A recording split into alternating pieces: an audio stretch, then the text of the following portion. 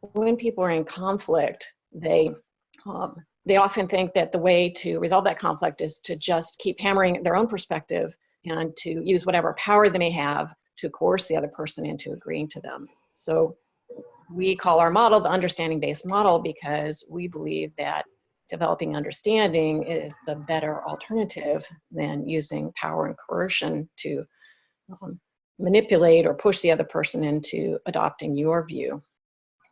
So when we say understanding, what we're talking about is working with the parties so that they understand their own views.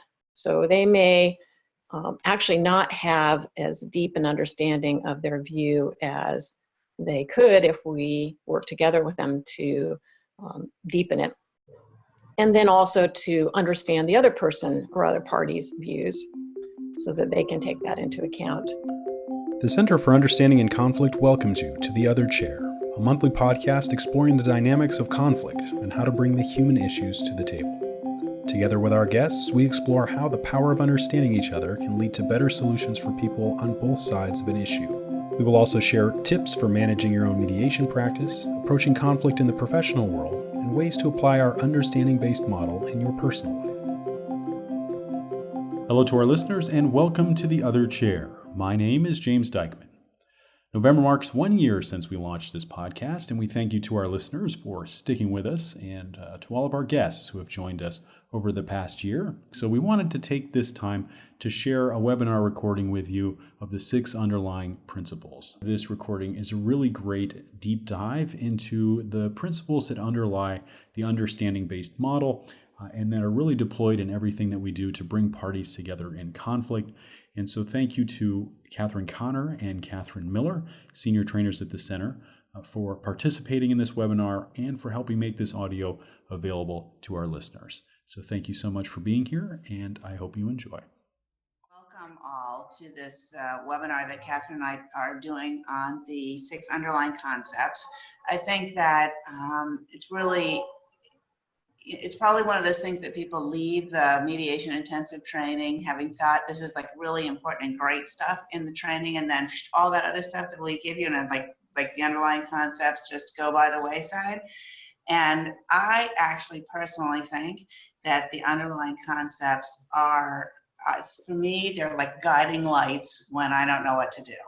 And they're ways to help kind of develop the work and sort of think through. I think of them in that way as constitutional, like at least from a, this is the way I'm going to try to resolve the situation or figure out a technique that might work when I don't know what those techniques might be, always moving toward these concepts and kind of keeping them loosely in my mind and in the front of my mind as ways, as ideas that can help me move forward when things are not so easy. And so we thought that what we would do is kind of go back and forth and talk a little bit about each of the concepts and then also give an example of a time that it worked for us to help us figure out what to do, and of course take any questions that you might have, and if you have examples of times that one or more of these concepts have been useful to you, we'd be delighted and interested to hear from you on that experience as well. So Katherine, I think you're starting with our first concept. Right, actually I'm going to bring up on the screen we have a very brief PowerPoint that has the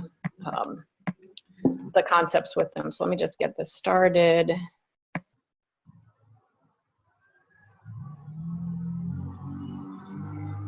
Hopefully you're seeing this on your screen. So we just want to review the 6 concepts in the beginning, and then we're going to go through each one. So the concepts are: first, develop understanding. Second, let the parties own the conflict. Third, proceed by agreement. Fourth, go beneath the problem.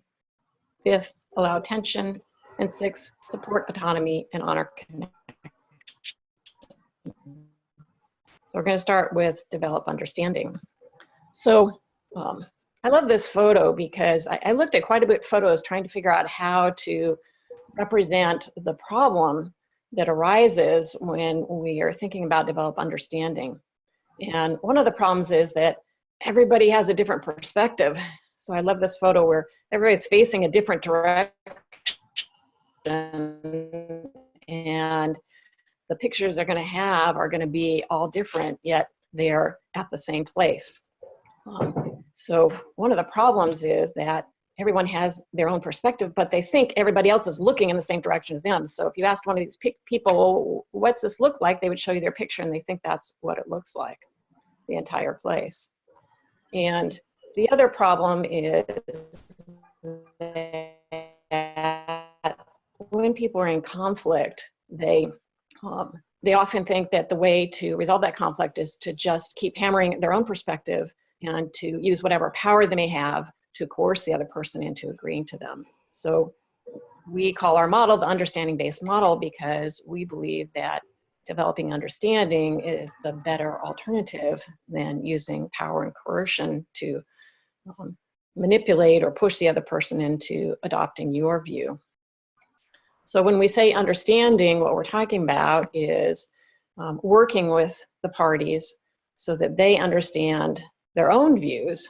So they may actually not have as deep an understanding of their view as they could if we work together with them to deepen it. And then also to understand the other person or other party's views so that they can take that into account.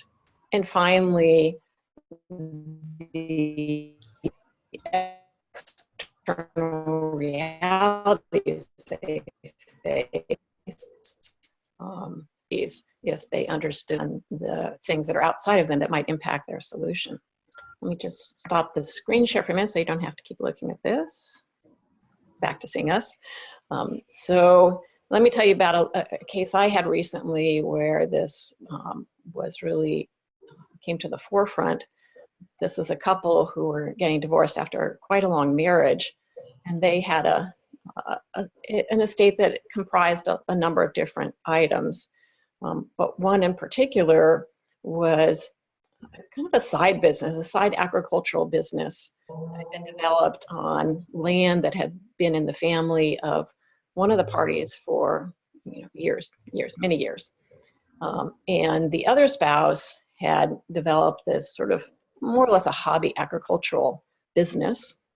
And it was what that spouse enjoyed spending time on weekends. But there was also money that went into it. And then ultimately they had an adult child that started to be also working part-time, extra time in this business. And the question at the time of the divorce was, what was going to happen to this business? And they each had very strong views to start with about what should happen, how much money should go into it, whether it should just be abandoned or what to do with it. And it was through talking about the meaning of the business for each of them and the meaning of it being on the land, the passion that went into it, that they started to converge more into what they thought might be a possible solution. But then they still had their adult child to deal with because their solution involved quite a bit of participation and long-term participation by the adult child. So that was part of their external reality, which is they had what they thought might work, but they had to check in with the child to see whether that was actually a realistic possibility. Conflict manifests itself in many ways in our personal lives, for professionals in the workplace and for practitioners who have made a career bringing together parties in conflict through mediation practice. Each month, the Center for Understanding in Conflict hosts live webinars with featured guests discussing best practices and sharing their experiences for tackling conflict using the understanding-based model. By delving into each of their views and what was happening outside, and also just the economics of it, whether it was even viable to continue in the way they wanted to. They were able to work toward a solution in quite a different way than when they started. I have a story. It's a little bit different than that, but I really do think that it also falls under this develop understanding concept. Mm-hmm. Many years ago, I had a couple come to mediation, and they almost literally came directly from the courtroom, and they'd been in court for a couple of years following an incident where the wife discovered the husband in her bed with his girlfriend. And it was very, they were angry at each other, and they'd been at court, for years and incredibly frustrated, but they hadn't really been in the same room, and they'd like curbside drop off for the kids, and they really hadn't, had the chance to really talk about it, but they were desperate and they were running out of money. And they came in and they were telling me about the courtroom situation, what was going on, and I did that. And I don't know for those participants, if you remember that in the mediation intensive, we sometimes do this exercise where we'll say, okay, Tracy and Jamie, or if you're of a certain age, Susan and James, who are sitting next to each other, switch spots with your lawyer and imagine that Tracy has an idea that she thinks might settle the case, and she says, to her lawyer, I think I'm going to just call Jamie up and give him my idea, because I think that we could just cut to the chase and resolve this. And Tracy's lawyer's like, oh, not so fast. Why don't you tell me your idea, and I'll talk to Jamie's lawyer, and Jamie's lawyer can talk to Jamie, and then Jamie can tell Jamie's lawyer what the response is, and then Jamie's lawyer will tell me, and I'll tell you. I literally said this to them in the meeting, and they're like, that is exactly what's happening. And so we had like a conversation about how to talk to each other, where, what it might look like if we talked in a way that allowed both of their perspectives to be in the room without them being wrong. And it was great, and I felt really good about it, and then I never heard from them. And so maybe like 5 or 6 weeks later, I sent them an email and I said, I'm kind of surprised. I thought, we had a great session, and I thought, that it was going well, and I'm wondering if there's anything I can do to help you, no pressure. And they said, oh, once we realized and we sat with you how to talk to each other, we just kind of left one head off and we settled. As soon as they realized that I gave them permission to have some compassion for the other person's view, it's just like the whole thing, just like the whole structure that the lawyers had put together about posturing and arguing just disappeared, and they were able to have a place where all right, I understand where you're coming from, let's see if we can work this out. Mm-hmm. So all right, I just want to say that if anybody has any questions, there is at the bottom of your screen an icon that says Q&A. So you just press that, you type the question in, and then we see the question, and then we'll read it out and then answer it. So anytime you have a question, just go ahead and type it in, and at a good time we'll stop and answer it. So, I think there's also the possibility of raising your hand and asking the question on the webinar itself, but that's a great start to do. Yep. All right, so the second concept is letting the parties own the conflict. And I think that this is absolutely crucial to working in this way, and also a huge relief, because for me, letting the parties own the conflict means that they have ultimate responsibility for solving it, and they are responsible for the fact that they disagree about it. And so, I mean, this is absolutely and totally crucial. I find it's interesting that I've noticed that in a lot of collaborative cases I have, the professional team will be really worried that the parties are arguing. And to me, that's always a huge surprise, because they know they disagree. They came to us disagreeing. The fact that they see this differently is no surprise to them. The fact that they say the things that they say, sometimes really awful, horrible things, no surprise to the parties. It might not be a fun time. It might not be something that they love doing, but they know all about it. And we are the ones who are new to the party. New to the gathering. We're the ones who are coming in from the outside and who are surprised perhaps by the intensity of the disagreement or the feelings that come into the room, not them. And what will never happen is that we will take over control of the situation, own their conflict, and solve it. And I think that one thing that is absolutely, before I go into an example, I think that it's really crucial to remember in all conflict resolution work that it's their conflict and it's their result. and they have to own it, they have to live it, and they ultimately have to resolve it. And whether or not they can do that by adapting or adopting a resolution that's suggested by somebody else, but they have to take it in and own it and live it and make it their own. Because if they don't, they will be back in court over and over and over again, and probably, unhappily, sort of unhappy much of the rest of their lives because they didn't sort of take it in. And I think these pieces are really crucial to them, to the parties feeling about the result, and also crucial to the work we do, because as those of us who are lawyers, and I think for mental health professionals and financial professionals, I think this is true too. What we're taught is swoop in, grab hold of the problem, fix it, and then just kind of hand the solution off to the client. And this concept really says that doesn't work and it won't work, and they really need to own it, and we can't take it over for them. And I think that this has happened so many times that I can think of that I can't think of one distinct example, but I've been on so many. I think it's easier to see this in a collaborative case where the team starts to work much harder than the parties. And for those of you who do collaborative work, I'm sure you know what I'm talking about. The parties are just like, nope, nope, nope, nope, nope, and not doing it. Nope, that's never going to happen. And then the team's like, well, maybe we could do this, and maybe we could do this, and you end up having these 2-hour conference calls on Sunday night, or at 6 a.m. on Tuesday morning. And, you're working your buns off trying to find a way to fix this for the people, but we're robbing them of the opportunity to own the conflict. And really by doing that, making it almost for sure guaranteed that we won't be able to help them solve the problem. And I actually want to go to this PowerPoint for a minute because I want to show this photo I found, which I think is representative of another problem that can develop that's along the line of who's owning the conflict. So hold on one second here.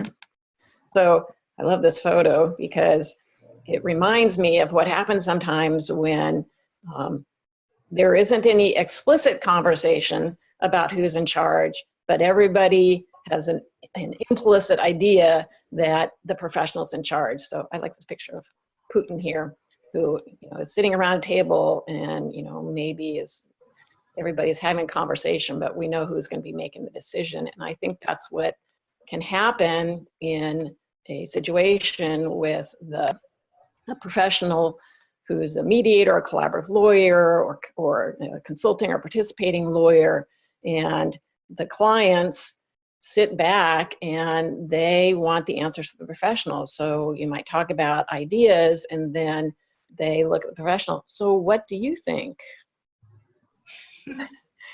Or maybe they're just kind of sitting there waiting for the professionals to give them the solution.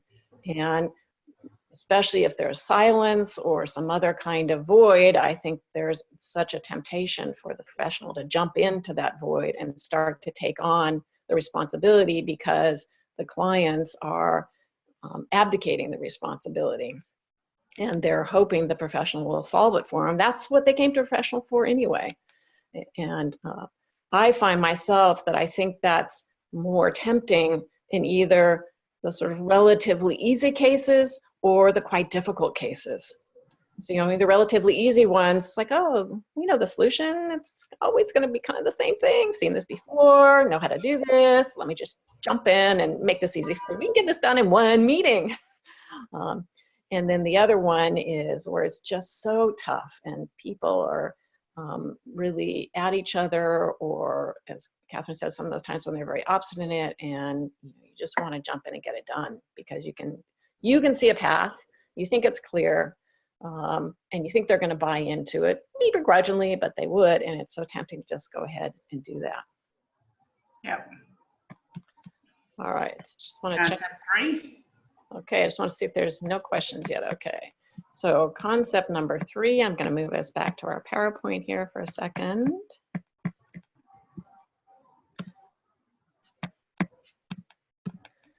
So the next one is a question about, what's happening with the process? Where are we going with it?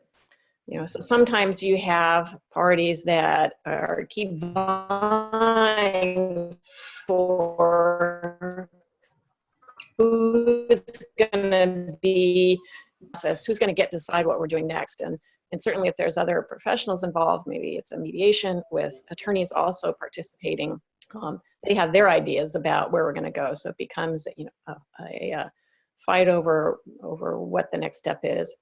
Or sometimes you have a professional who's going to just make all the decisions about the process. And certainly in some types of mediation, that's what happens, which is the mediator is in charge of the process, moving from room to room, and they're deciding every step.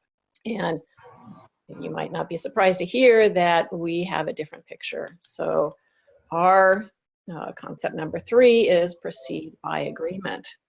So at every step along the way, we want the process to be something that's a joint determination by both the parties and the professional or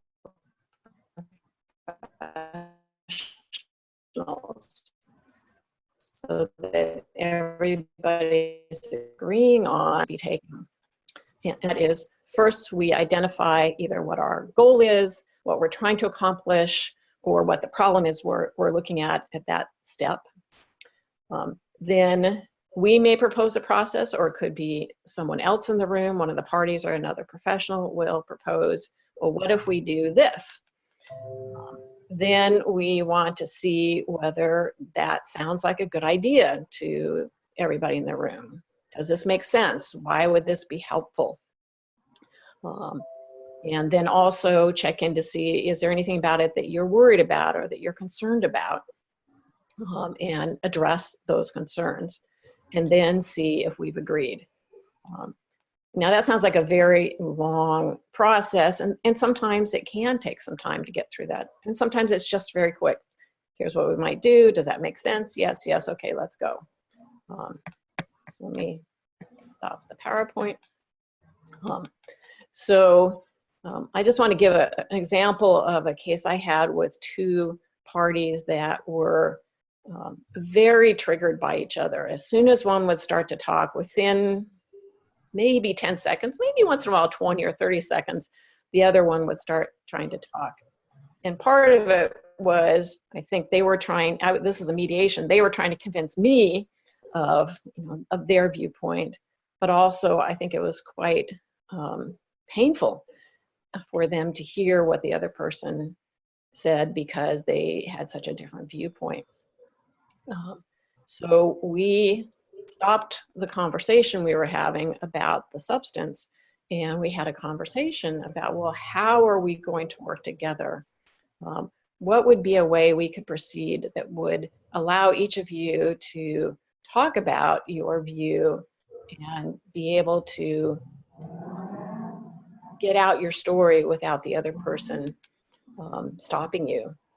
And what's going on that happens? So we actually had a really great conversation about what was the dynamic. Created a process by which each of them could feel comfortable in being able to speak up and say what they needed. We actually had some timing. We had agreements about, okay, neither person would talk more than a certain period of time, and then they would give an opportunity for the other person to talk. And so we came up with our own solution for how they were going to have this conversation so that they could actually have it much more productively and actually they were able to get deeper by doing that.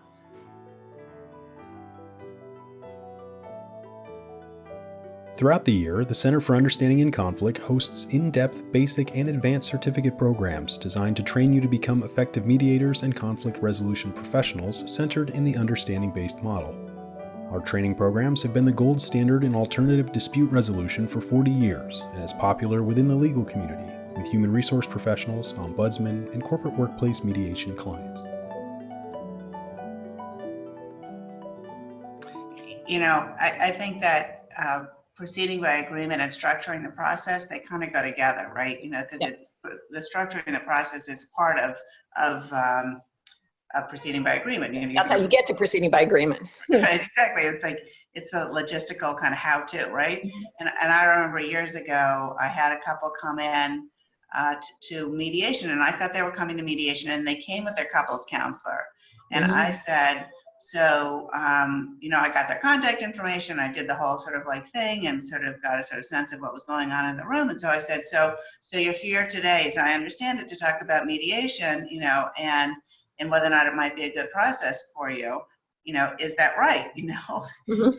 And the husband's like, yeah, that's right. And the wife said, no, that's not what I'm here for. I'm here to decide, let's find out whether or not, we're getting divorced, and I was like, oh, that's a big difference, and I was really glad that I didn't just like go like right into my assumptions as to what they were here for. And so I always, think, right from the very beginning, right from, you're here for mediation, no, we may not be here for mediation. We're here for something that you're going to help us with. And so, sort of along the lines of proceeding by agreement, don't make assumptions that could be wrong, and really check it out at each time with them, and make sure that you also see, don't just go for the, yeah, that's right, but really see if they have any concerns about it. Because if you also say, I think it's really important to say, does that make sense to you? Yep, sure, going along with what Katherine says, easy for me to say because it's easy.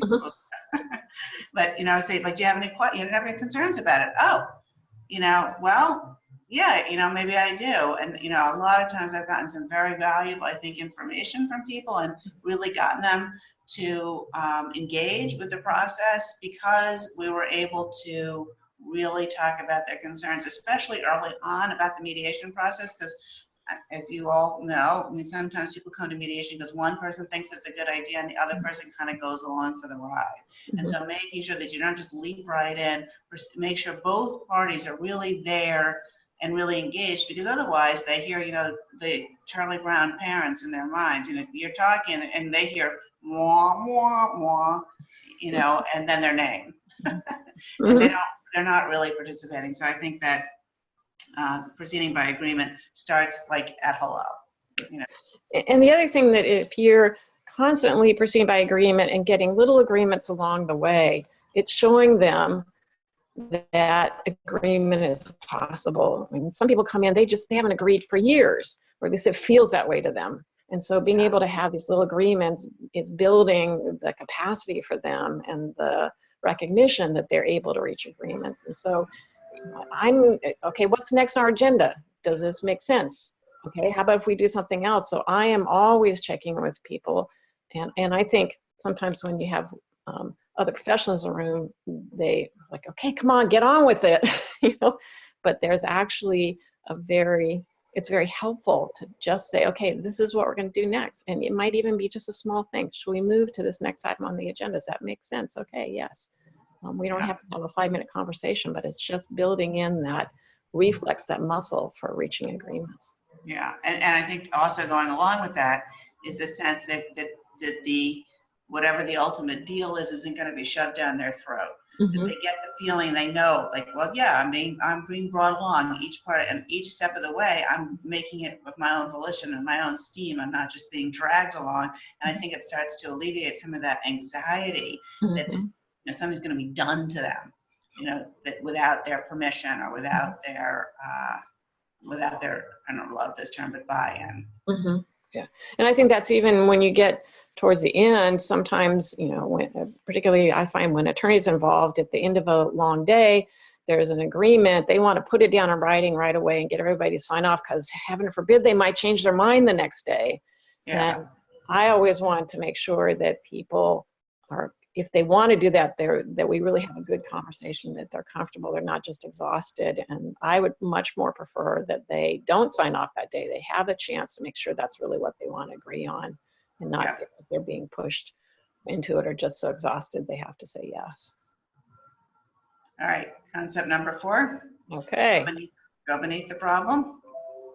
So, I think going beneath the problem is a fairly ubiquitous concept to all interest-based negotiation models.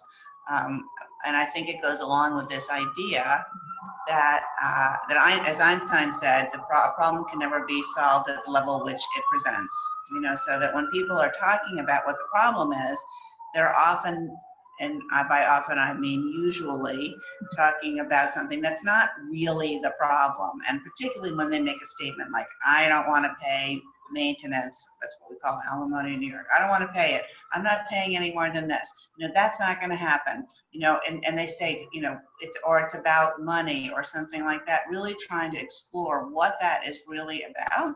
Because usually when people have money, and I think most of our clients do, the issue is the money means something else. It means power. It means respect. It means appreciation. It means a lot of other things. And so really not, I think, trying to solve the problem as it's presented, but really try to understand, this goes back to, I think, the first concept as well, try to understand what the problem is about, how it developed, how each person sees it, what the history of the problem is, so that you really have a better opportunity to understand it.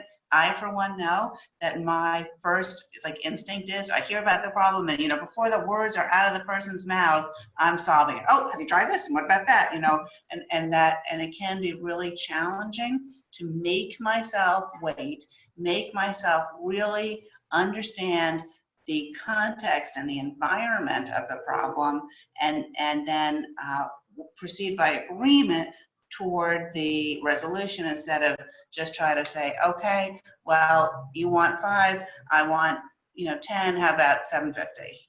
Boom, done, we're all set. That doesn't really necessarily solve the problem. And of course, sometimes it does, if the issue is that people can't agree and they want to go in that sort of just split the difference kind of way. And I can't have had so many times that I can think of where going beneath the problem has really helped to understand it. And so many of those times have to do with the payment of maintenance, alimony, spousal support, and the length of time and the amount. And I can just last week I was talking with a guy about how long he was going to pay support to his wife, and he's like, well, there's no way I'm going to pay 20 years. That's never going to happen. And I said, listen, if it was $5 a year for 20 years, that wouldn't be the problem. So right, if you pay $5 a year to make this go away, would you do that? Of course. But of course they're not going to ask for $5, right? So what is it about the payment of this maintenance for such a long period of time feels really wrong to you? I don't want to keep doing what I'm doing, for the rest of my life. I don't want to keep doing it because I owe her the money. And so what I really want is some control over my career. I did not go into this career thinking I was going to do it forever, because then we were going to get divorced and I wouldn't be allowed to reduce my costs. It was a short-term goal. We had this joint goal, and of working hard in the earlier part of our lives and then retiring. And that's what I want to do, So is there a relationship to paying support for a long period of time? Yeah, but that's not really what it's about. It's really about wanting to be able to maintain his original plan to be able to retire early and spend more time with their children. So I think that happens all the time. Mm-hmm. So I'm actually going to go to the PowerPoint again, because there is a photo for this that I had, because I think that the iconic photo is always an iceberg. And you see this, this iceberg tip and then this huge piece of ice underneath. And we think of the Titanic. And, originally I was looking for photographs of icebergs, but I realized, I don't think that's really doesn't quite get it, because what's underneath is even scarier. That's what's on top. And that's not actually what we want. So I thought about this trip I took to the Southwest a couple years ago. And I went to what's called a slot canyon, which looks kind of like this on the outside. It's very unassuming. This is actually the side of it, that if you went on top, that's what you would see. But then you go inside of the slot canyon, and it's just gorgeous. There are these beautiful colors and shapes, and the sun is shining through these little cracks up above you. And so there's just, it's almost magical inside. And so I think if we're going down the why trail and finding out what's important to people, it's like that. It's like the jewel, the beauty in their life can come out. And I had an experience that was like this, where a couple came in to me for mediation, and they said, we have reached agreements on everything except the house. And there was spousal support, which is usually a really hot one. They had solved that. There were some other issues. They had worked out everything themselves except this one question of who was going to stay in their family home. And so we started talking about, well, why, let's talk about why that's important to each of you. And they actually hadn't even done that yet. They were like, oh, that's a good idea. So we are proceed by agreement. And, so who wants to go first? So the husband said, well, I'll go first. And I said, okay, that's fine. And he started talking about how his concern was around the children. In fact, he acknowledged that was really a piece of it for both of them because the children have been living there. But he was really worried that if he moved out of the house and tried to set up a second house, that it wouldn't be as nice, it wouldn't feel the same, the children wouldn't want to spend time in a new home, and that it would diminish his time and relationship with the children. So he's really kind of concerned and scared about what would happen with his children. And then the wife spoke, and she said, she actually first acknowledged him and his concern and said she had a similar one and that there was an additional. For her, she had really put a lot of heart and soul into the house. She had spent a lot of time making into what she felt was a home and decorating it in colors and working in the yard. So it really represented for her this nesting that she had done around it. And that change was really hard for her, and that she could see moving away in another year or two, but there was so much going on that having to move out of the house now would feel really too much for her. And then she said, but after hearing what he said, I would reconsider that. I would consider moving out of the house. And he immediately said, after hearing what you said, I don't want you to move out of the house. So, they had both been really moved by listening to what was underneath that desire for the house.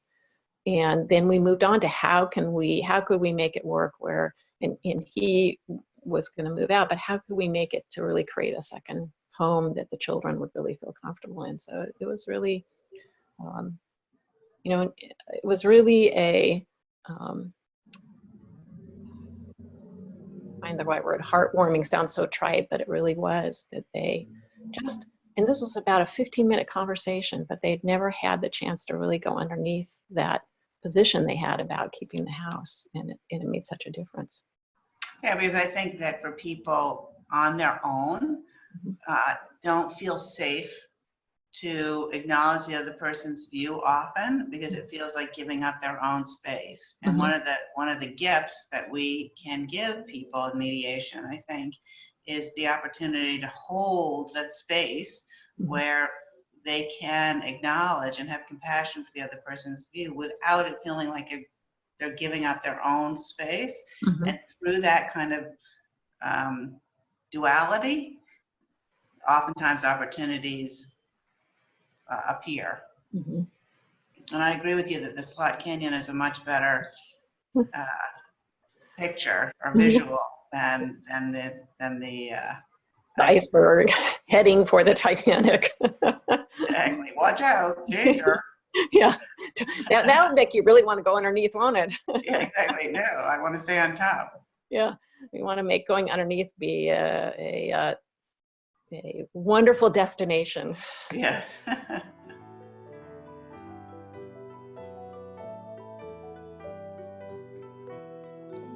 This podcast is supported by our CUC Connect members, whose yearly membership includes free attendance to our live monthly webinars, 12 additional featured recordings of past training events, discounts to our basic and advanced training programs, and support from our network of certified trainers for continued professional development. Consider joining CUC Connect today and dive deeper into the understanding-based model. So I move us on to the next concept.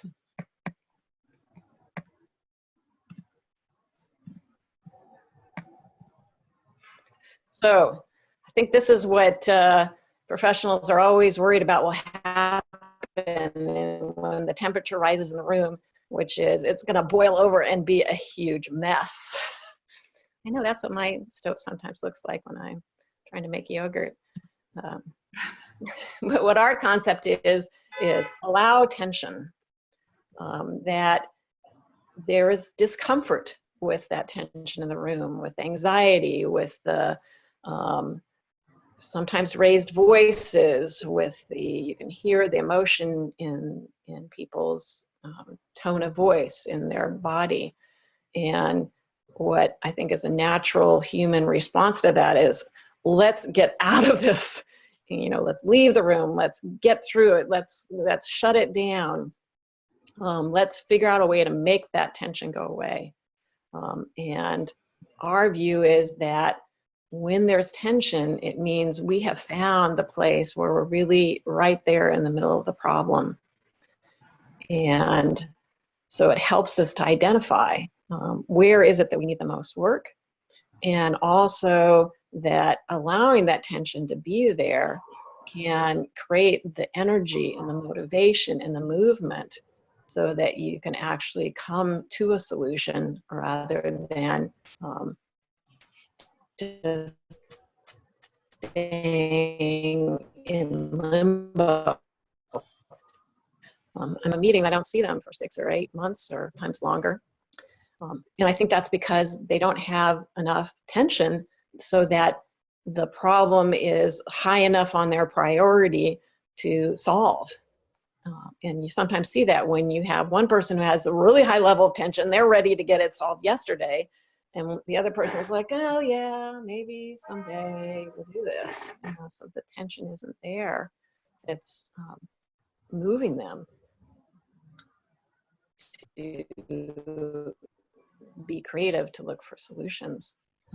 So let me go off the. And the tension can be outside them as well as inside them, right? So I think that there was a lot of tension created at the end of last year with the new tax bill. Like, okay, so what if they made alimony not deductible? Oh, that's a lot of tension, and I had a bunch of people who had been like in that situation, a couple that I had mediated in 2015. I'd done a draft for them in 2015.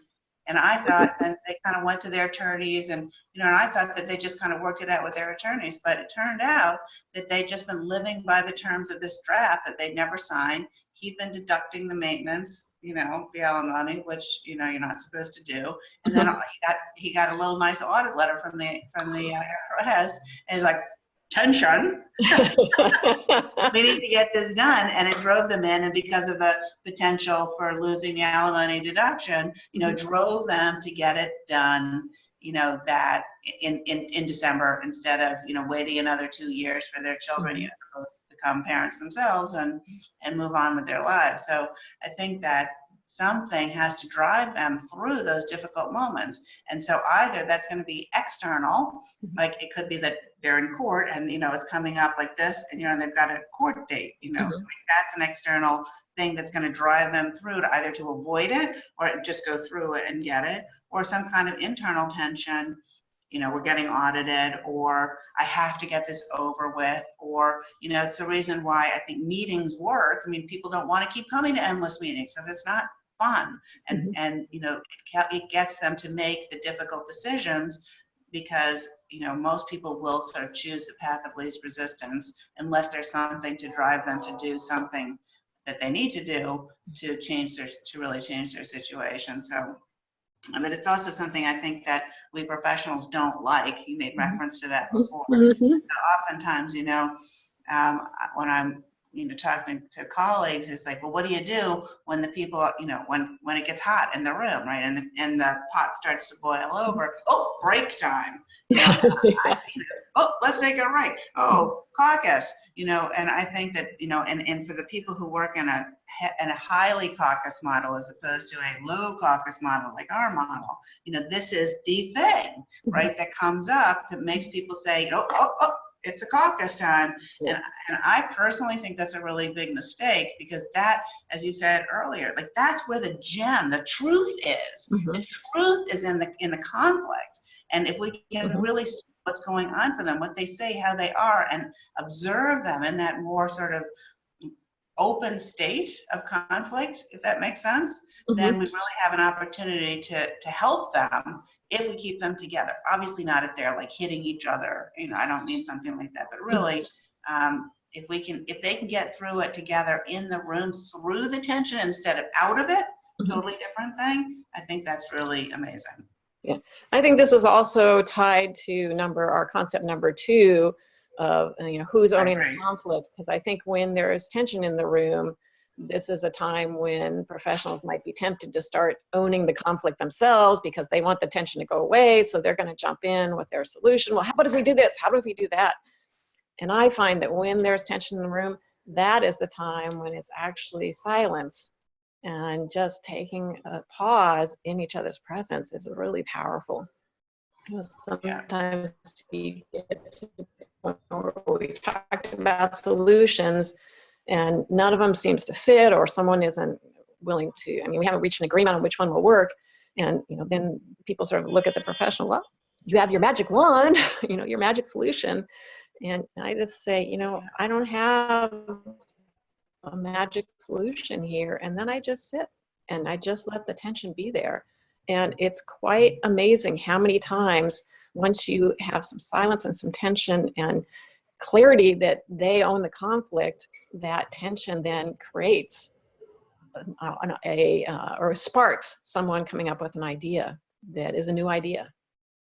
It's really interesting because I think you and I have agreed for years that this goes along with the parties on the conflict. And when I was teaching with Gary Friedman a couple of months ago, I said, I think these two go together. And he said, really?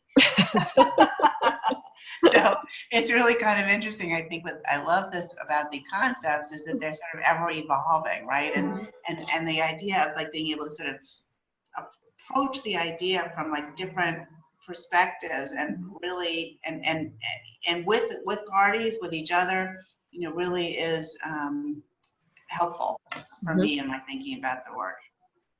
All right, so let me go on and show the screen for our last concept, which is to support autonomy and honor connection. And I think this one is is often sort of a challenging one for people. Like, what the heck does that mean? What does it mean to support autonomy and to honor connection? And I think that, autonomy is really important for people, like to be able to feel like I am myself and I stand for myself and for my own core values, my own interests, my own needs, and my own perspective, right?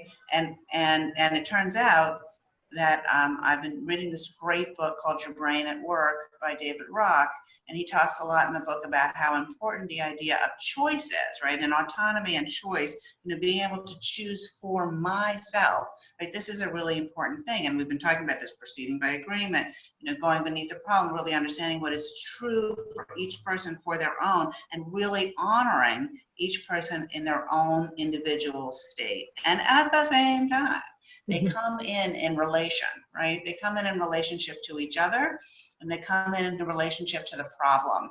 Depending on the subject matter of the mediation, the problem and the people in the problem are at sort of different places with each other. Like if it's a car accident and you're mediating a personal injury, then the relationship to the problem is bigger than the relationship to the people. But in a divorce or a family case, then the relationship to the people is at least as big as the relationship to the problem. But they come in this place in relation and in connection to the people and the problem. And they want a result, like they're just kind of passing through, right? And so how can we remember as professionals, as mediators or lawyers or mental health professionals or financial professionals, remember that each person stands there with independent choice, with the need to feel independent choice in the autonomy, and also the need to find a resolution to the relationship problem or the problem, the external problem, and find a way in the mediation to honor that connection in a way that doesn't also reduce the autonomy. And sort of, I think it's one of those bifocal vision things, like where you're watching each time, each person, what's their individual stance, what is their connected stance, what's important to them, And I think you see this, sort of come up a lot in parenting plans. When people are negotiating parenting plans, they have their own view. They have views about what's right and what's wrong. They think the other person is doing something wrong, and they have to really struggle to find a way to feel like they're being true to themselves, true to one of their most important core values, to be a good parent, and also work with you and our children in a way that honors the connection that we have, honors the partnership that we had that brought these children into the world and raised them up until this point, and and to kind of go back and forth and figure out a conversation that's not just about today, what are we going to plan here, but how are we going to set a baseline for that conversation going forward for the rest of our lives, so that we can have an independent conversation and come together to find a resolution that works for both of us and for our children. And I think this is also a situation where you can have an imbalance, either within one person or with both people, which one person may be way on the side of autonomous and independent and hardly seeing any connection to the other person, or vice versa. I had a client in a collaborative case who, every time you would ask her what was her view on something, she would immediately default to, well, this is what the other person would think about it. For her, it was so hard to have her own view that she could even come up with a view, and if she had her own view, she always discounted it and elevated the view of the other person. So it was working with her to support her ability to have that autonomy, to have her own view, and to be able to hold on to it and look at the situation with that view in mind, rather than she kept sliding into looking at it from the other person. And then, I've had other situations where someone was so in their autonomy space. And this sometimes happens when there's been a lot of react by moving all the way to autonomy, and they don't want to have, virtually can't hear the other person because it's so important for them to finally have their own view. So it's working with and trying to help people who are out of balance between autonomy and connection to work towards a balance between those that makes sense for them and their family. Actually, we just want to go to this photo that I found for this one. I really like looking at photos or metaphors because it helps me to remember the concept. So for this one, the photo I found, because I'm a knitter, is one that has first, the tangled up the yarn, where people are so bound up with each other that it's really hard to have their own views. They're so used to having a joint view, or to or that they have gotten so emotionally tangled up that they can't have some autonomy. Right, because it's a view in reaction to the other person. Like, Yeah. it's a view that doesn't stand on its own. It's in opposition with you. So you described a client who, was always like in alignment. I can't have my own view because I need to know what he thinks so I can have his view. Versus a client is like, whatever you think, I think the opposite, right? Which is the, yes, it's very neat and tidy, but you actually don't have much when you just have a sole ball of yarn, and then when you think about what do you do when you have like yarns that start as balls, but you knit or weave them together and you come up with a beautiful piece of art. Yes. Or a functional piece of clothing, something that will work for everyone. Thank you to today's guest for being with us today, and to our CUC Connect members whose support enables the Center for Understanding in Conflict to bring new perspectives in the field of conflict resolution and mediation to you, our listener, in each new episode. You can find out more about today's episode, along with full interviews and additional information about conflict resolution and mediation using the Understanding Base model at www.understandinginconflict.org.